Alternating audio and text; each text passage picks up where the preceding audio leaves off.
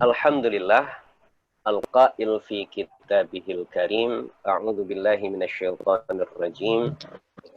Ya ayyuhan nasu taqu rabbakumul ladzi khalaqakum min nafsin wahidah wa khalaqa minha zawjaha wa batha minhuma rijalan katsiran wa nisaa'a. Wattaqullaha alladzi tasaaluna bihi wal arham. Innallaha kana 'alaikum raqiba. Wassalatu wassalamu ala asyrafil anbiya'i wal mursalin nabiyina Muhammadin wa ala alihi wa ashabihi ajma'in, amma ba'du. Bapak dan Ibu Haji Tazkiyah yang dirahmati Allah Subhanahu wa taala, yang kami hormati Pak Prana, yang juga kita muliakan Ustadz Adin, ahlan wa sahlan, baru bergabung. Fi hadhil munasabati thayyibah aqulu lakum jami'an taqabbalallahu minna wa minkum kulla amin wa antum bi khair.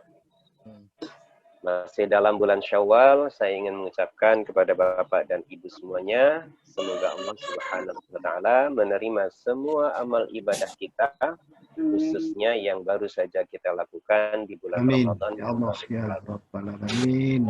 Dan wa kulla amin wa antum bi khair, semoga kita semua sepanjang tahun ini dalam keadaan baik. Amin ya Rabbal Alamin. Amin ya Rabbal Alamin. Tidak henti-hentinya bersyukur kepada Allah, walau dalam kondisi musibah, ya, pandemi COVID-19, namun ternyata kita mampu melihat kenikmatan-kenikmatan yang Allah berikan kepada kita, yang jumlahnya begitu banyak, dan bahkan kenikmatan yang sedang kita rasakan hari ini adalah nikmat bertemu, nikmat bersilaturahim, nikmat berukhuwah, dan ini semua adalah bagian dari perintah Allah Subhanahu wa taala.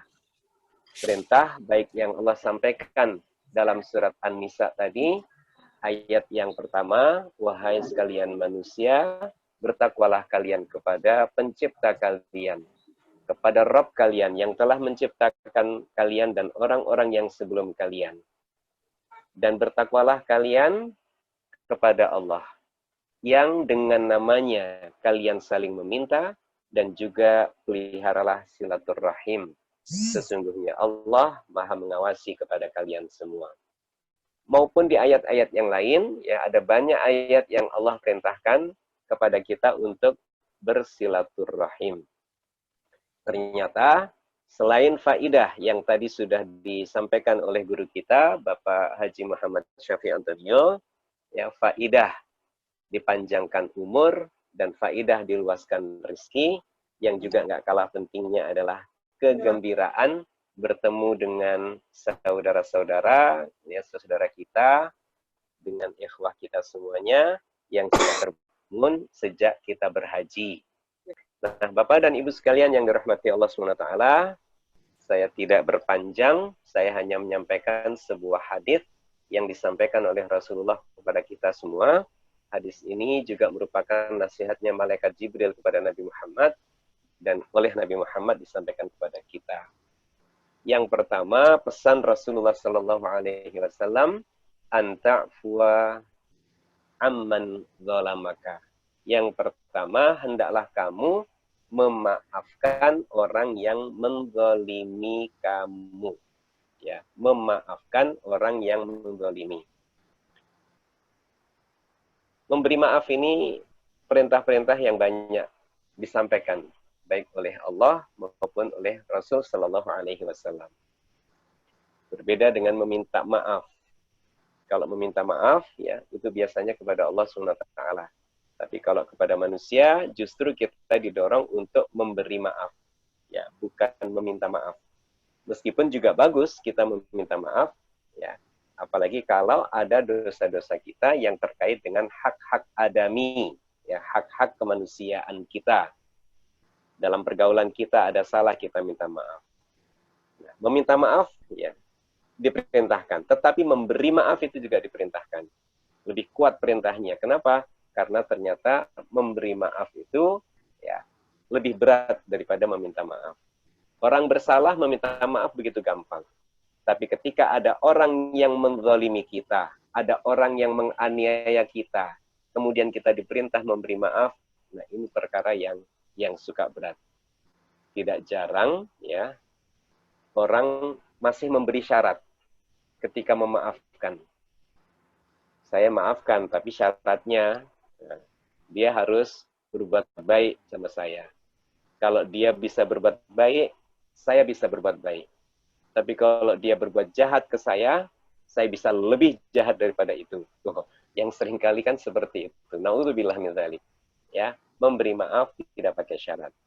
Bahkan di dalam surat Ali Imran ayat 134 Allah katakan salah satu ciri takwa itu adalah al-afina 'anin nas. Ya, ini sudah pernah saya sampaikan di Bogor waktu itu yang kita makan ikan bakar, macam-macam ikannya, salah satunya ikan sabak yang saya ingat. Nah, Bapak dan Ibu sekalian yang dirahmati Allah SWT, iya, harus diingat itu. Nah, yang kedua, ya, pesan Rasulullah Shallallahu Alaihi Wasallam, antu tiaman haramaka, hendaklah kamu memberi kepada orang yang bakhil kepadamu. Subhanallah, ini juga perintah nggak sederhana, perintah nggak ringan. Kenapa? Ada orang bakhil ke kita, tapi justru kita didorong untuk bersedekah ke dia, untuk mentraktir dia, untuk memberi ke dia. Nah, kadang-kadang yang sering terjadi juga kalau kita mentraktir orang tuh suka dihitung-hitung. Ajak yang nggak bakhil aja deh. Seringkali begitu. Padahal apa yang didorong oleh Rasulullah SAW kepada kita adalah bagaimana terhadap orang yang bakhil sekalipun kita berikan. Nah, ini yang kedua. Yang ketiga, wa antasila man qata'aka. Hendaklah kamu menghubungkan silaturahim kepada orang yang memutuskan silaturahim. Kita bersilaturahim, kalau nggak ada masalah, itu biasanya ringan. Ya, kalau sesama yang mau kita silaturahimin nggak ada masalah, itu ringan. Bahkan ada perasaan gembira. Tapi sanggup nggak kita bersilaturahim kepada orang yang justru memutuskan silaturahim ke kita? Ada rasa berat di situ. Ya. Nah, dari sini Rasul Shallallahu Alaihi Wasallam juga memerintahkan kepada kita agar mengendalikan ego kita. Kalau nurutin ego, apalagi orang yang memutuskan silaturahim, itu sudah pasti punya kesalahan dia. Nah, ketika dia putuskan silaturahim dengan punya kesalahan, atau kita sendiri yang punya kesalahan kepada dia, sehingga dia memutuskan silaturahim kepada kita, itu ada rasa berat. Nah, bagaimana kita turunkan ego kita dalam rangka untuk menjaga silaturahim atau menyambung silaturahim kembali. Nah, Bapak dan Ibu sekalian yang dirahmati Allah, menjaga silaturahim, menjaga hubungan baik sesama kita, apalagi yang ada pertalian darah. Subhanallah, ini menjadi lebih diprioritaskan lagi untuk dijaga silaturahimnya. Ya, 3 perintah atau 3 pesan yang disampaikan oleh Rasulullah SAW dalam hadis ini, ya semuanya berat-berat, nggak ada yang ringan. Tapi disitulah menunjukkan ya kekuatan pribadi kita. Kita kuat mengendalikan emosi kita, kita kuat mengendalikan ego kita demi melakukan suatu kebaikan. Bagaimana tidak berat harus memaafkan orang yang berbuat salah kepada kita. Bahkan memaafkan sebelum dia meminta maaf sekalipun, kita sudah bisa memberikan maaf kepada dia. Bagaimana tidak berat ada orang yang bakhil ke kita, tapi kita diperintah untuk memberi. Bagaimana orang yang memutuskan silaturahim, kemudian kita diperintah untuk menyambungkannya kembali. Subhanallah, ya ini adalah ciri-ciri kekuatan ya kepribadian seseorang. Semoga dengan gemblengan Ramadan yang lalu, ya, dengan gemblengan musibah ya, pandemi COVID-19 ini, kita akan menjadi pribadi-pribadi kuat sebagaimana yang Allah inginkan, dan pribadi-pribadi takwa yang insya Allah dengan takwa itu kedudukan kita di sisi Allah akan menjadi sangat tinggi. Inna akramakum indallahi atqakum. Sesungguhnya yang paling mulia di antara kalian adalah yang paling bertakwa di antara kalian. Semoga Allah ijabah, Allah kabulkan keinginan kita. Aqulu qawli hadza wa astaghfirullahal azim li wa lakum. Wassalamualaikum warahmatullahi wabarakatuh. Waalaikumsalam. Warahmatullahi wabarakatuh. Waalaikumsalam warahmatullahi wabarakatuh.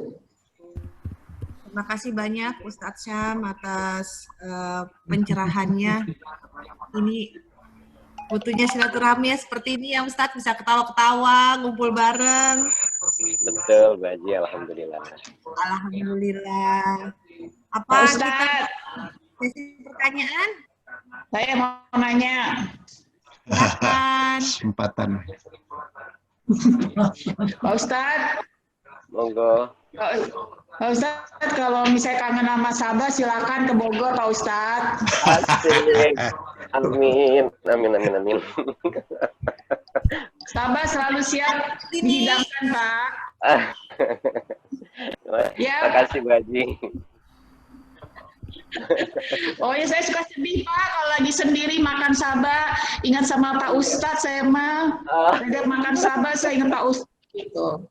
Silakan Kali-kali ya, tanya. Pak, kalau mau main-main. Insya Allah, tanya sama sahabatnya, ingat sama saya enggak?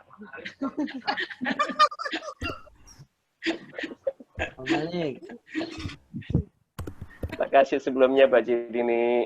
Iya, sama-sama Pak Ustadz. Kita buka sesi pertanyaan.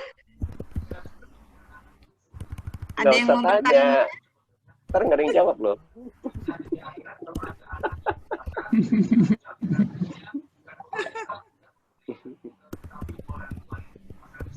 Ini udah ada Ustadz Adin ya? Belum ya? Udah ada. Oh, Assalamualaikum, mana Ustadz Adin? Kok aku nggak nemu ya di layar? Geser. Kalau perlu digeser, Mbak. ID-nya Elmufit kalau nggak salah.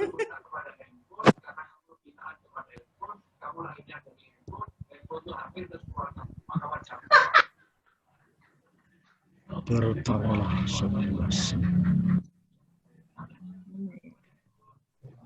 Mungkin apa ada yang mau bertanya? Tadi Pak Tri Joko ada yang mau bertanya? Pak Nur? Yep. Silakan. Assalamualaikum Pak Ustadz. Waalaikumsalam warahmatullahi. Pak Ustadz, definisi yang berhubungan darah tadi apa Pak Ustadz? Definisi yang berhubungan darah. Ya karena kan misalnya ada keluarga besar Trump. Apakah semua yang nama Trump itu berhubungan darah? Kan enggak juga. Itu contohnya aja. Iya. Yang bernama Agus dapat diskon makan bakso misalnya.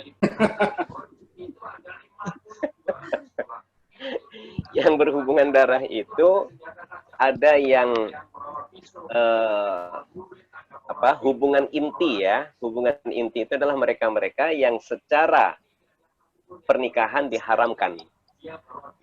Yang secara pernikahan mereka itu diharamkan menikah satu sama lainnya. Nah, itu yang hubungan darah. Jadi dari kakek ya ke bawah-bawah itu nanti kan ada keluarga yang inti yang memang diantara mereka tidak boleh menikah. Tetapi bahwa hubungan yang yang ada kaitan satu nasab, gitu, satu garis keturunan. Walaupun itu nanti ada bercabang-cabang juga, gitu ya. Tetapi bahwa itu semuanya adalah masuk hubungan darah. Meskipun kalau kita tarik keseluruhannya ya kita punya hubungan darah semua nih.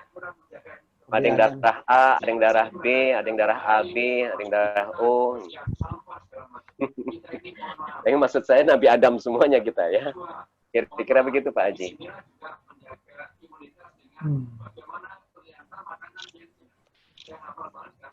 Wallahu a'lam bishawab. Pak Haji Nur.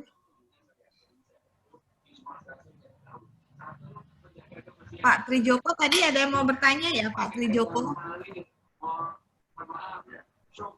Assalamualaikum. Waalaikumsalam. Salam. Pak Ustadz, ini kan Syawal nih. Kalau di Jawa ini ada lebaran Sukat. Sabtu Minggu setelah Lebaran. Sukat.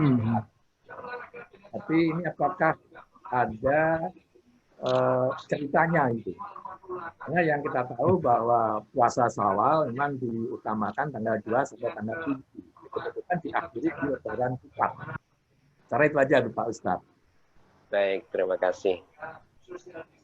Pak Haji Tri, Lebaran Ketupat itu dikaitkan dengan adat istiadat sih sebenarnya ya.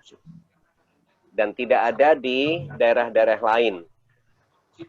Ya, ini hanya ada di Indonesia, dan di Indonesia pun mengecil adat istiadat di Jawa. Jawa Timur, Jawa Tengah, dan sekitarnya.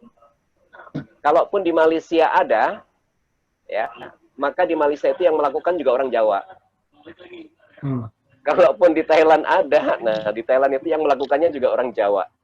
Kalau di Saudi ada, ya yang melakukannya juga orang Jawa lagi gitu. Nah, jadi ini hanya adat istiadat ya yang turun-temurun di masyarakat Jawa Timur, Jawa Tengah dan sekitarnya. Ini adalah lebaran untuk mereka-mereka yang berpuasa 6 hari ya setelah Syawal secara berurutan. Ya.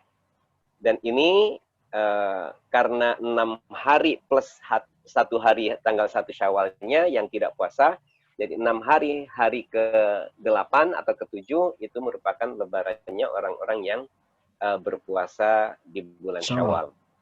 Ya. Dan ini secara kesunahannya tidak ada. Ya, tidak ada. Nah, karenanya kalau di Jawa dan Jakarta beda. Ya, kalau di Jawa itu ketupatnya keluar pada hari ke-7, tapi kalau di Jakarta ketupatnya keluar di hari pertama, tanggal 1 Syawal. Hanya saja tahun ini ya banyak ketupat kosong, jadi banyak yang nggak beli ketupat. Maksudnya nggak ada ketupat kosong, karena nggak ada janurnya gitu ya. Nah, jadi ini hanya istiadat aja Pak, ya, yang sejarahnya juga secara persisnya mungkin kita nggak tahu dari mana, ya mungkin saja dari Wali Songo yang menyebarkan Islam, tetapi bahwa ini sudah menjadi adat istiadat yang turun-temurun di masyarakat Jawa Timur, Jawa Tengah dan sekitarnya. Wallahu a'lam bishawab.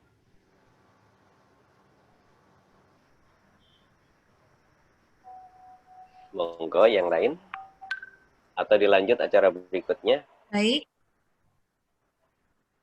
Apakah masih ada yang mau bertanya? Kalau nanya yang terakhir nggak boleh ya Ustadz Syam, bidadara-bidadari. Ini Brad Pitt lagi tidur nih, Brad Pitt lagi tidur. Langsung ganti Brad Pitt namanya loh Ustadz. Bu Farah masih belum puas ya tentang bidadara. Baik, mungkin masih ada yang mau bertanya? Ibu-ibu haja dan bapak-bapak yang lain? Budi Darmawan, Mbak Farah. Halo. Assalamualaikum. Waalaikumsalam, monggo Om Budi. Iya, Pak Ustadz mau tanya soal sholat Jumat. Kan terutama di daerah saya di Bekasi sudah mulai aktif sholat Jumat mulai kemarin. Walaupun Abu Dar, ini ada gambarnya. Budar iPad. Sorry. Walaupun setelah saya coba aktifkan aplikasi Peduli lindungi itu yang dari kesehatan dan Kemeninfo itu ternyata daerah saya masih di zona merah. Jadi itu sebaiknya gimana Pak Ustadz? Karena beberapa masjid pun sudah melakukan atau menyelenggarakan sholat Jumat Pak Ustadz. Sedangkan saya kemarin masih dengan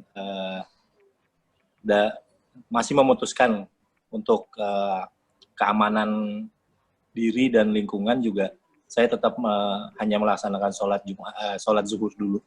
Selain itu juga saya masih berpegang kalau sholat jamaah itu nggak boleh ada jarak di dalam safnya itu. Itu Pak Ustadz yang sedikit saya minta penjelasannya. Terima kasih. Assalamualaikum. Waalaikumsalam. Terima kasih Pak Haji.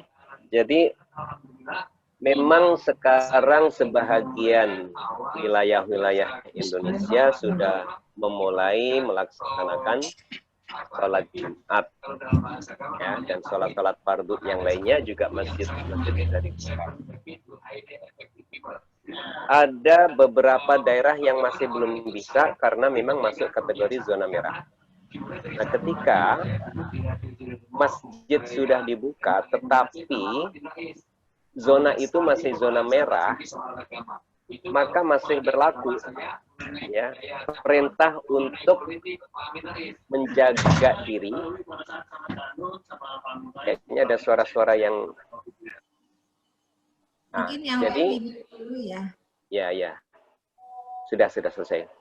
Jadi bagi daerah-daerah yang masih zona merah itu masih berlaku perintah untuk waspada ya, dan menjaga untuk tidak terkena atau menularkan. Masih berlaku itu. Meskipun masjid sudah dibuka, mungkin secara individu kita tidak melakukan sholat Jumat terlebih dahulu sampai ya, keadaan betul-betul sudah tidak zona merah lagi. Nah, memang sekarang ini bahkan menyebar memotivasi ya, kalau menurut saya memang memotivasi agar tidak takut dengan wabah ini ya, tapi takutnya ke Allah ya, memang itu benar gitu loh. Tetapi bahwa kita diperintah untuk lari ya, menjauh dari orang yang berpenyakit menular sebagaimana kita lari kalau dikejar singa atau harimau. Nah, sehingga kalau tadi Pak Haji masih melaksanakan sholat zuhur, ya sepanjang itu bukan karena kita tahawun ya, meremehkan sholat Jumat, maka insya Allah yang diperintahkan adalah tetap sholat zuhur itu lebih diutamakan dibandingkan kita sholat Jumat tapi zona kita zona merah. Itu saya pikir ya Pak Haji sudah benar ya, menurut saya sudah benar apa yang dilakukan. Ya tentu dengan terus berdoa ya, mudah-mudahan segera segera hilang ya wabah pandemi Covid ini. Begitu kira-kira Pak Haji. Baik, makasih banyak Pak Ustadz Kodri ya untuk penjelasan. Sama. Kalau misalnya Ustadz zonanya zona hijau, tapi kita khawatir gimana Ustadz? Zona hijau, ya harus sholat kalau zona hijau. Kalau kitanya belum yakin gitu, boleh ikut nggak sholat Ustadz? Bagaimana kita bisa belum yakin? Kemampuan untuk mendeteksi itu dimiliki oleh lembaga-lembaga atau instansi-instansi yang mempunyai kewenangannya gitu.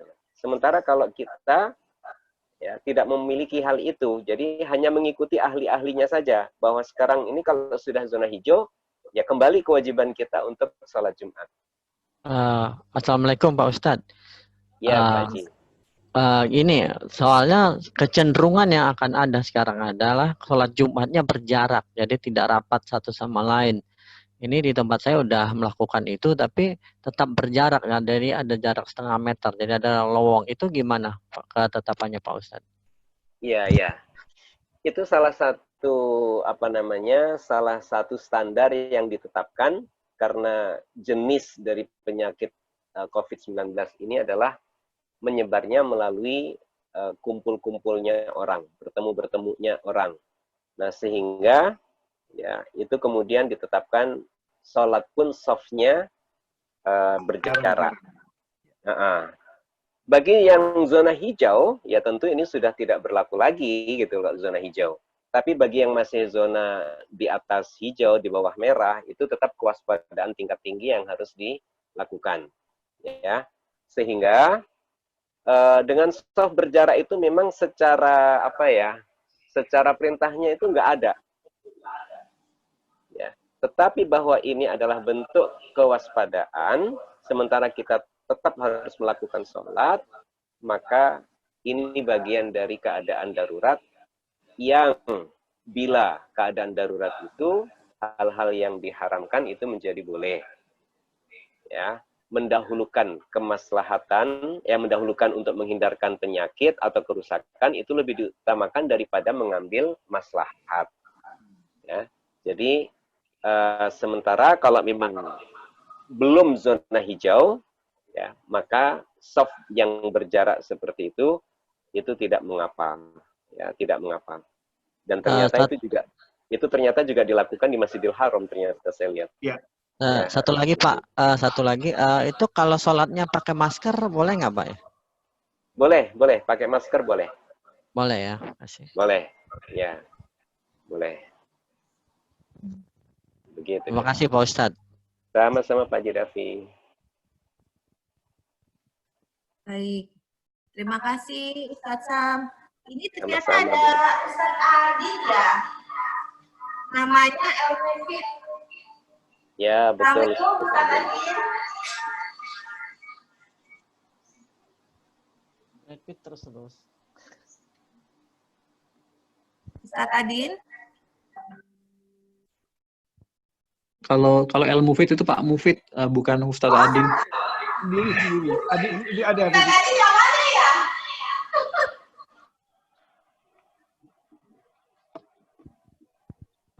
Baik. Mungkin masih ada yang mau bertanya lagi?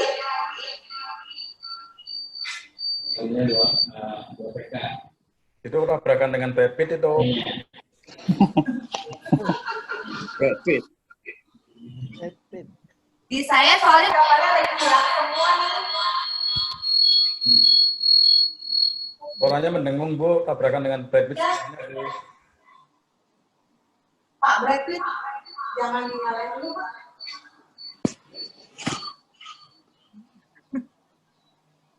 Masih mendengung kan? Masih enggak. Masih mendengung. Salah satu dikecilin. Mic-nya Brad Pitt dimatikan. Ustaz Adin udah nggak ada Ustaz Adin. Ya, nanti kalau lihat dulu tempatnya. Itu singkong. Ibu ya, nanti gua kabarin dulu deh. Nggak, langsung itu nanti ada kemungkinan diperbaiki nanti. Ya, langsung ada kemungkinan diperbaiki. Nah, itu aja. Bapak-bapak, Ibu Haji, ada yang masih mau ingin bertanya? Mungkin sedikit aja kali Bu ya. Mau nambah. Dokter. Ya, mungkin kalau ke Pak Ustadz, kalau misalnya ada yang ini bukan menambahkan aja, bukan dirapatkan softnya, tapi dirapikan softnya, kalau seperti itu gimana Pak? Jadi berjarak masih nggak masalah mungkin, tapi rapih gitu, kayak mungkin di Masjidil Haram, itu kan rapi itu softnya, walaupun dia berjarak. Jadi bukan dirapatkan softnya, mungkin dirapihkan softnya. Kalau gitu gimana Pak? Pak Ustadz? Terima kasih. Ya, memang kalau sebelum sholat kan biasanya imam-imam itu ya menyampaikan pesan sebelum dilaksanakannya sholat berjamaah. Biasanya istau. Artinya apa istau? Sama-sama tahu. Kasih tahu Ustaz, kasih tahu. Sama-sama tahu gitu. Maksudnya sama-sama tahu, ayo diluruskan, sama-sama tahu. lurus dan rapat, ya itu sebenarnya perintah untuk membuat shaf, ya dalam kita bersalat berjamaah.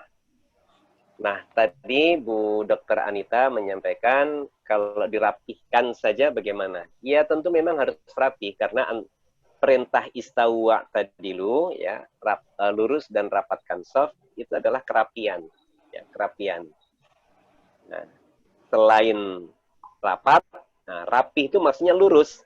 Jadi walaupun berjarak, ya itu tetap lurus shafnya, ya, tetap lurus, kanan kirinya tetap lurus. Ya, tidak acak-acakan. Nah, kira-kira begitu. Jadi memang betul Bu Dokter, ya rapihkan itu juga termasuk yang diperintahkan. Begitu kira-kira. Pak Ustadz, Monggo. yang dimaksud rapat itu nempel atau kalau dalam bahasa Arab, karena kalau kita waktu baris berbaris itu kan rapatkan itu bisa setengah tangan ataupun full tangan itu disebutnya rapat. Iya. Rapat yang di situ apakah nempel? Karena banyak di beberapa masjid harus ditempelin sampai kakinya diinjek yang lainnya. Iya. Kaki diinjek Bapak. Yang suka geser kalau kaki diinjek geser. Mata kaki. Aduh, Mata kaki itu mata kaki Ustaz enggak diinjek Ustaz. Rapat itu kadang-kadang disebut juga dengan rapat. Mau potong rambut Rapat, ya itu juga disebut dengan rapat.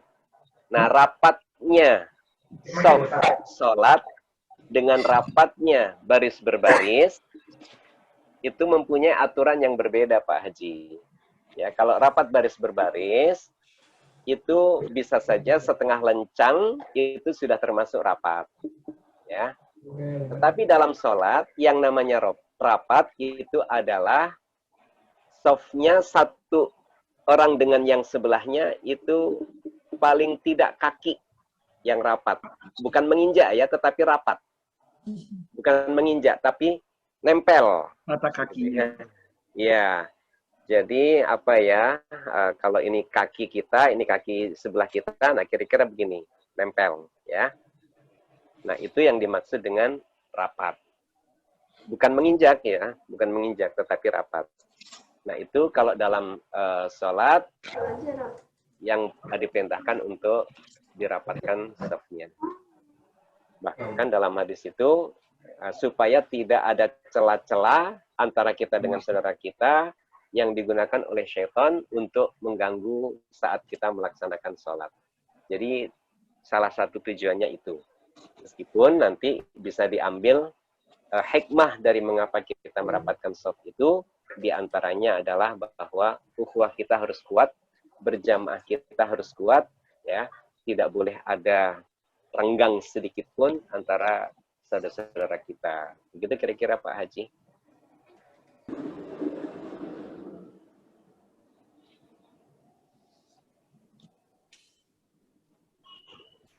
Baik. Terima kasih Ustadz Syam atas penjelasannya. Apakah masih ada yang mau bertanya lagi? Ayah boleh. Maaf. Sebentar lagi. Maaf Bu Hajah Farah. Saya Pak El Mufid dari BES 5. Maaf ini dari. Iya Pak El Mufid. Iya, maaf karena baru menyimak ini. Tadi kebetulan ada acara sama teman-teman. Ini. Pak Ustadz Sam, saya ada sedikit mau nanya aja. Tadi baru sedikit saya ngikutin masalah PSBB ini. Sekarang kan memang sudah ada pengumuman dari pemerintah bahwa masjid-masjid sudah boleh mengadakan sholat di masjid ya, baik Jumat maupun sholat wajib ya. Kalau apa artinya? Sementara kita masih ada keraguan untuk ikut sholat berjamaah di masjid. Sementara kan sudah terbuka di masjid. Apakah kita sholat di rumah sudah sama nggak pahalanya Pak? Ini dengan karena ada keraguan kita untuk sholat mau sholat ke masjid gitu.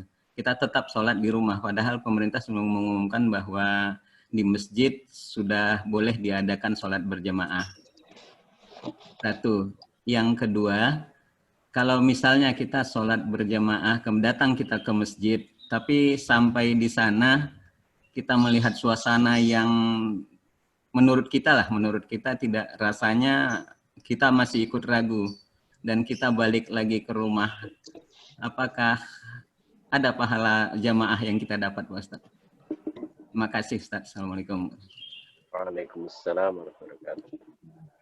Untuk yang pertama, bila pemerintah sudah memberikan izin, itu pertanda bahwa pemerintah sudah melihat kondisinya sudah lebih baik, ya, lebih memungkinkan kita melaksanakan sholat berjamaah atau Jumat terutama, ya. Nah, sehingga kewajiban untuk sholat Jumat tersebut itu sudah menjadi wajib buat kita, ya, menjadi wajib. Hanya saja memang ada kondisi-kondisi pemerintah mungkin masih merah, ya, zonanya, tetapi kemudian dipaksakan untuk pelaksanaan sholat Jumat misalnya. Nah, tentu di sini juga tidak dibenarkan, ya, sebenarnya.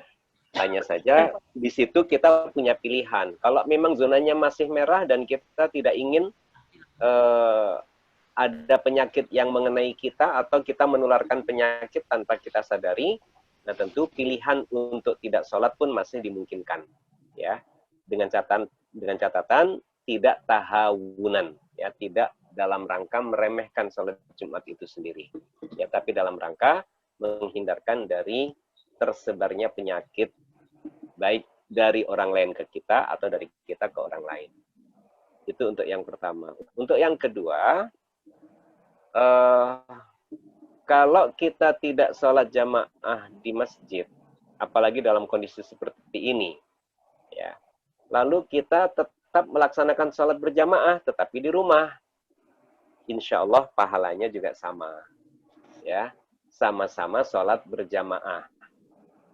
Makanya kalau kita sering didorong untuk sholat berjamaah di masjid, itu karena kalau di masjid, apalagi sholat itu dilaksanakan secara berjamaah biasanya, kalau pada waktu, ya, pada awal waktunya, maka kita akan selalu mendapatkan sholat berjamaah. Sholatul jamaati afdalu min sholatil fadli bisab'in wa ishrina darajah. Sholat berjamaah itu lebih utama daripada kita sholat sendirian. Dengan perbandingan derajat, sholatnya adalah 1 berbanding 27 derajat. Subhanallah. Itu keutamaan kita melaksanakan sholat jamaah. Ya, dalam kondisi kita nggak mungkin sholat berjamaah di masjid, tapi tetap sholat berjamaah di rumah bersama keluarga kita. Ya, jadi insya Allah pahala sholat berjamaahnya juga kita dapatkan di situ, Pak Haji. Ya, sama insya Allah. Wallahu a'lam bishawab. Terima kasih. Ya, sama-sama. Terima kasih. Pak Ermansyah, tadi ada yang masih mau bertanya? Ya. Terima kasih Pak Ustadz, Sam, Ibu Farah. Ini di luar tadi apa yang disampaikan, mungkin saya sedikit bertanya perihal masalah alam barzah nih Pak Ustadz Sam. Di alam barzah itu kan waktu menunggu, ya, sebelum ada alam akhirat nanti, waktu penghisapan. Apakah di alam barzah itu sepengetahuan Pak Haji, Ustadz Sam, berdasarkan apa yang Pak Ustadz Sam baca, apakah di alam barzah itu nanti dalam suatu keluarga itu akan berkumpul kembali, itu gimana Pak Ustadz Sam? Terima kasih Pak Ustadz. Iya. Kalau tentang keluarga kumpul di alam barzah, itu alam barzah itu kan juga disebut dengan alam kubur, ya. Alam kubur. Adapun yang keluarga dikumpulkan, yang kita mendapat penjelasannya di Al-Quran itu adalah nanti di surga, ya. Di surga, orang-orang yang beriman itu akan dipertemukan dengan keluarga-keluarga mereka. Nah, sedangkan di alam barzah itu dijelaskan, ya, ada orang yang di alam barzahnya itu diberikan kehidupan yang lapang, ada yang diberikan kehidupan yang sempit, bahkan kemudian ada orang-orang yang mati syahid, ya, dan itu mendapat aliran-aliran kenikmatan dari sungai-sungai di surga, ya Allah alam bisawab, tetapi itulah yang dijelaskan kepada kita. Jadi kalau secara penjelasannya itu berkumpulnya kita itu di surga, ya.